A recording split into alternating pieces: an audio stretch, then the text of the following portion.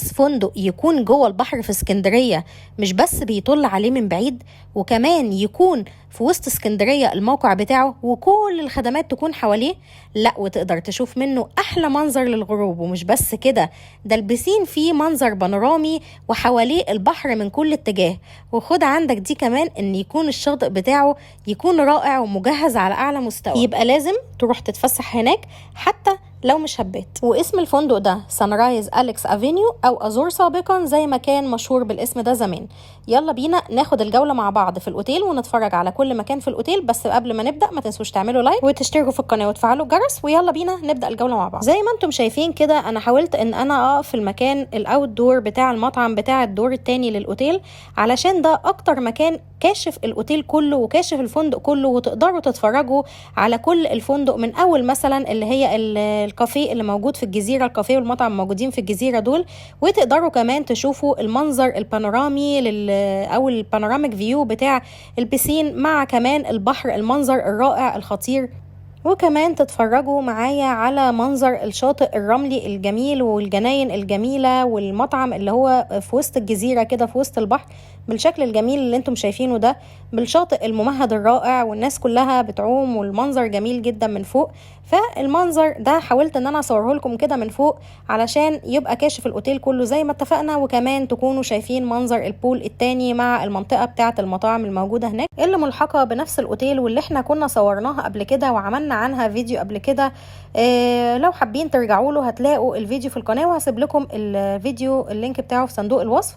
واحنا دلوقتي بقى ابتدينا ان احنا ننزل من المطعم اللي احنا كنا واقفين فيه فوق، علشان بقى نبدأ ناخد الجولة كده، تكون جولة حية موجودة قريبة من الاوتيل كده في الدور اللي هو الارضي خالص، علشان تتفرجوا بقى معايا على منظر الزرع الجميل والرملة الجميلة بتاعة الشط، وكمان تشوفوا اللي هو الدورين، الدور الارضي اللي هو مطل على طول على البحر، والدور التاني اللي هو بيجيب لي بقى منظر بانورامي كامل شامل من فوق كده، فتقدروا تستمتعوا بالمنظر بتاع الاوتيل ككل. وزي ما انتم شايفين، المبنى اللي على اليمين ده فيه الغرف، والمبنى اللي في النص ده فيه المطاعم، والمبنى اللي على الشمال فيه برضه غرف. وزي ما انتم شايفين، المطعم بيتكون من 3 ادوار. اول دور ده اللي هو الدور الارضي، والدور التاني والدور التالت ده الروف، وطبعا التلاتة بيقدموا سيت مينيوز مختلفة خالص عن بعضها. وانصحكم تجربوا اللي هو المطعم اللي على الروف اللي هو في الدور التالت ده، لان بجد مميز جدا وانا بحبه جدا. اولا لان جودة الاكل فيه حلوة قوي، بتتقدم بطريقة جميلة جدا، وكمان منظر بانورامي تحسوا ان احنا ايه في برج القاهرة بس فرع اسكندرية، كاشف كل البحر والبول وكل المنظر الجميل بالزرع والرمل والشجر وكل الحاجات دي. طبعا انا هحاول دلوقتي اقرب لكم بقى كده ايه، ان انا اطلع لكم على درجات السلالم اللي بتوصلنا للمكان بتاع البيتش، علشان تشوفوا يعني هو ممهد بالرمل ازاي، وكمان معمول على اعلى مستوى ازاي. حتى كمان الشكل بتاع الدش والشاور هيدز الموجوده هناك كلها يعني فيري ستايلش، ومعموله بديزاين حلو قوي، وكل حاجه مرتبه جدا هناك بجد.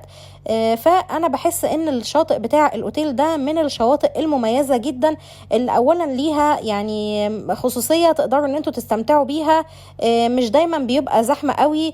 كمان كل حاجه ممهده هناك بقى، من اول الشيزلونجات اللي انتوا بتلاقوها هناك، للشماسي، للبين باجز اللي انتوا بتطلبوها، للممشى اللي موجود. تقدروا حتى الناس اللي هي ما بتحبش تقعد على الرمله ولا تقعد بقى على اللي هي الشيزلونجات والكلام ده كله، يقدروا ان هم يمشوا بقى على اللسان او الممشى اللي احنا واقفين عليه بنصور لكم منه ده.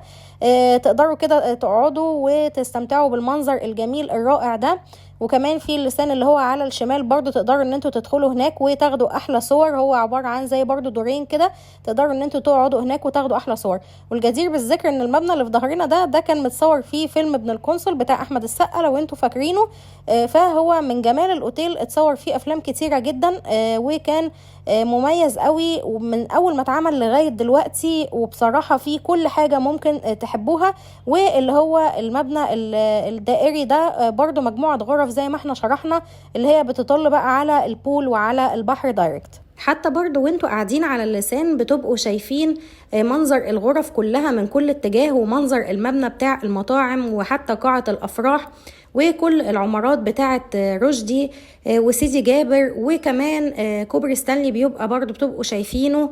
مع المنظر الجميل ده. وكمان بتكونوا شايفين فندق توليب الموجود برضو هناك على البحر، هو ده اللي احنا بنعمل زوم ان عليه، فبيبقى المنظر رائع وخطير وخرافي. وبتبقوا شايفين فيه اهو على اليمين المطعم اللي احنا عملنا فيديو عنه قبل كده لو عايزين ترجعوا له في القناه. وبرده في لقطه جميله جدا حبيت ان انا اصورها لكم، لان هي نادرا ما بلاقيها في البحر بتاع اسكندريه، ان الشعب كده ومنظر الصخور الجميل والميه تبقى شفافه، نادرا ما بلاقيها في اسكندريه، ما بتبقاش موجوده في شواطئ كتير. فده دليل على ان الشاطئ نظيف جدا ومجهز جدا، وكمان يعني مترددين على المكان ما بيبهدلوش الدنيا خالص. فبجد الشاطئ بتاعه مميز جدا. وده اول بول كده بنتفرج عليه، ده اللي هو جنب المنطقة بتاعة اللسان وجنب المبنى اللي هو بتاع ابن القنصل. وبرده حوالين البول موجود غرف كتيرة اهو، اللي هو الازاز ده اللي انتوا شايفينه، دي كلها غرف موجودة حوالين البول، برضو غرف جميلة جدا ومميزة.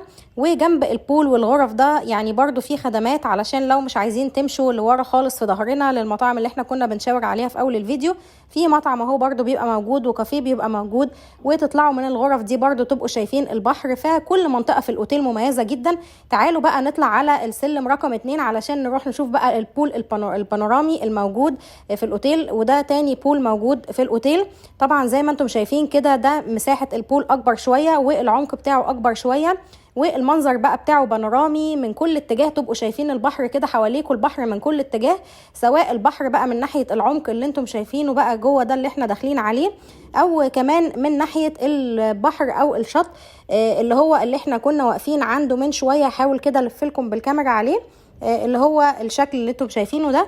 فكده يعني بتبقوا شايفين كل حاجة من كل اتجاه. ودي برضو غرف اللي هي الدائر ما يدور اللي انا كنت قايله لكم عليها برضو من بعيد، ده اللي هو المبنى الدائري، برضو بيبقى مطل على البول وعلى البحر. فتقريبا كل الاوتيل وكل الغرف، ده اللي بيميز الاوتيل برضو، ان اي مكان فيه ما بيبقاش مظلوم ومش واخد حقه، لا بالعكس خالص، ده كل الغرف في الاوتيل بتبقى كلها سي فيو، بتبقى بول فيو، بتبقى جاردن فيو، ورمل فيو، هقول لكم ايه تاني.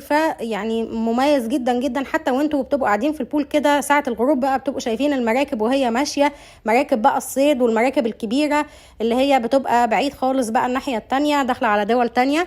فبصراحة المنظر بيبقى مميز جدا، وخصوصا ساعة الغروب. وعشان كده انا رأيت ان انا اصور لكم في التوقيت ده علشان تشوفوا جمال المنظر معايا، وكمان عشان ما يبقاش الجو حر عليا شوية الصبح وانا بصور. بعد كده الجو ابتدى يليل علينا، برضو بيبقى كوبري ستانلي كده موجود، ودي عبارة عن زي قاعة افراح كده بتبقى اوبن اير موجودة. تعالوا بقى اخدكم دلوقتي علشان تقريبا في فرح كده شغال، شايفة في ناس لابسة بدل كده وبنات لابسة فساتين حلوة. فتعالوا كده ننزل السلم بقى، ابتدى ينور والدنيا ابتدت تليل كده شوية بشوية. فلقينا هناك موجود زي فرح كده موجود هناك اهو، عريس وعروسة. فكلهم بقى بيدخلوا على المطعم اللي هو على الجزيرة ده، برضو بيعملوا هناك زي كده افراح كده سيمبل خالص، برضو بتبقى موجودة هناك كده، وبيجهزوا بقى بيعملوا ويدنج بلانرز وحاجات زي كده. وبرضو لسه في 3 حاجات ما اتفرجناش عليهم، اللي هو اول حاجة قاعات الافراح اللي هو مكتوب عليها ويدنج هولز بالابيض دي، تمام. دي بتبقى بقى فيها كل الافراح، في مثلا تقريبا قاعتين او 3 حاجة زي كده موجودين. فبرضو بيتعملوا فيهم بقى الافراح اللي هي ايه في الاندور، تمام. وعلى الشمال كده اللي هو المبنى اللي في النص اللي لونه بيج في ابيض في ازاز ده، ده عبارة عن زي ديسكوتيك وبار بيتعمل فيه حفلات نايتس بالليل. واللي هو على الشمال خالص ده مطعم برضو موجود هناك بيقدم اكل برضو على كارت. وسامحوني لاني ما قدرتش اصور اللوبي بسبب ان الاوتيل كان فيه تشيك ان وتشيك اوت زحمة بطريقة غير طبيعية، فالدنيا كانت يعني ايه هتبقى صعبة شوية في التصوير علشان برضو الناس وكده ما يتضايقوش. فلو حابين تعرفوا بقى اي اسعار او لو حابين تعرفوا اي تفاصيل تانية اكتبوا لي برضو في الكومنتس كل حاجة وانا هجاوب عليكم ان شاء الله، مستنية كل اسئلتكم. وبكده يكون الفيديو خلص وجولتنا خلصت في الاوتيل. وزي ما اتفقنا لو حابين تسألوا اي اسئلة هكون مستنياها في الكومنتس تحت. ما تنسوش بقى تعملوا لايك لان ده بيفرق معايا كتير ويحسسني ان انا عملت شيء يبسطكم وبيساعد على نشر الفيديو في كل مكان علشان ناس غيرك برضو تستفيد. ولو حابين برضو جولات في اوتيلات تانية، كنت عملت برضو عن اشهر 3 اوتيلات في اسكندريه: اوتيل متروبول في محطه الرمل، والاوتيل بتاع فندق فلسطين في المنتزه، وكمان اوتيل كان برضو موجود في المنتزه تاني بتاع هنن برضو، وكنت عملت برضو عن فندق جولدن جيول برضو موجود. ففي مجموعه اوتيلات كتيره جدا موجوده في اسكندريه، كنت عملت عنها ريفيوهات كتيره قوي موجوده على القناه لو حابين ترجعوا لها. لو عجبكم الفيديو بقى ما تنسوش تعملوا لايك بليز، وتشتركوا في القناه وتفعلوا الجرس عشان يوصلكم كل جديد من قناتي وتدعموني ان انا استمر. ميرسي جدا ليكم، اشوفكم في فيديو جديد. باي باي.